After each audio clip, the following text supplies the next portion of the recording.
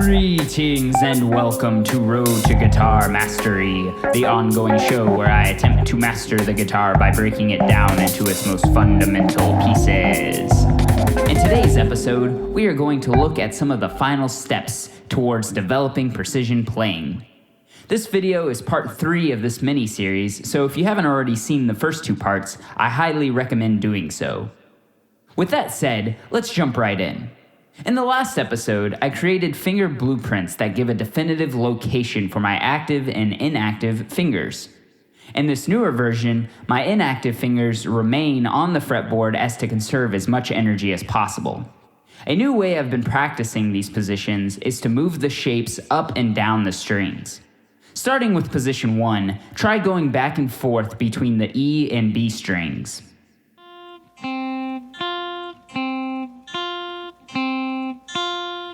As this becomes comfortable, you can slowly incorporate the remaining strings.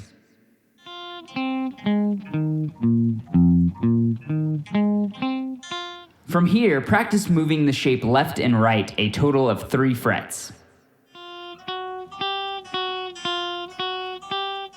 Now we can perform this serpentine exercise moving in all directions.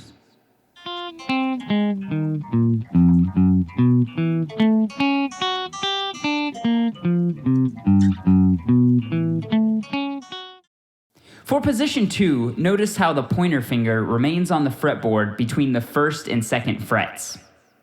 Follow the same steps from before until you can do the serpentine exercise for position 2.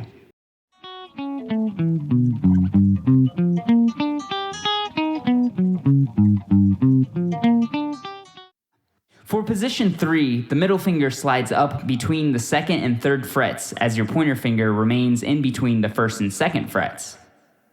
With these shapes, all 4 fingers need to work as one consecutive unit.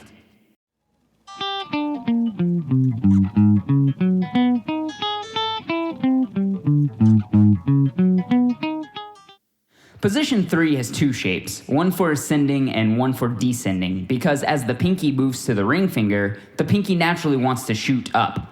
To combat this, I place my pinky 1 string higher during this change to train my pinky to remain low at all times.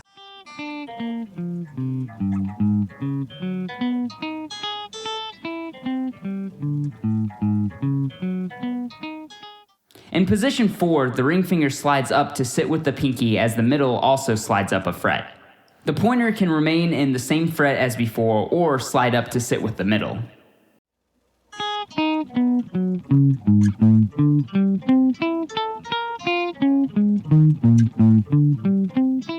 Next, we can start combining the finger positions into various patterns. Here are a few that have been particularly helpful in my journey.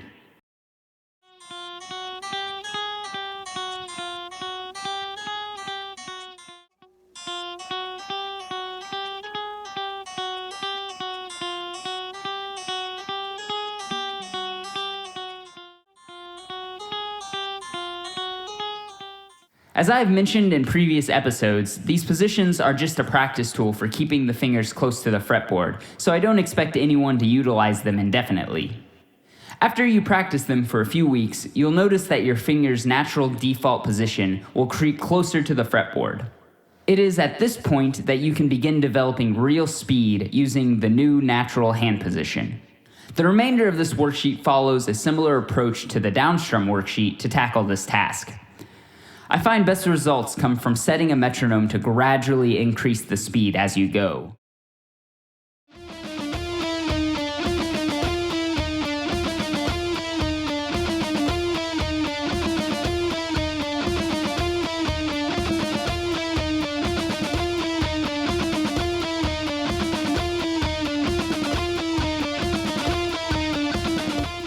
As each line moves right, the rest time between 16th notes decreases.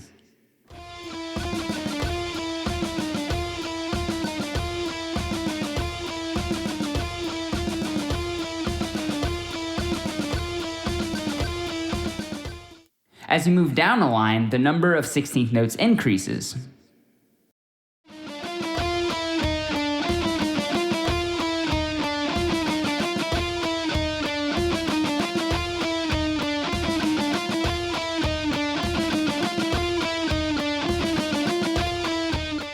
After reinventing the default hand position and learning each sequence in this fragmented fashion, it is relatively simple to begin adding speed.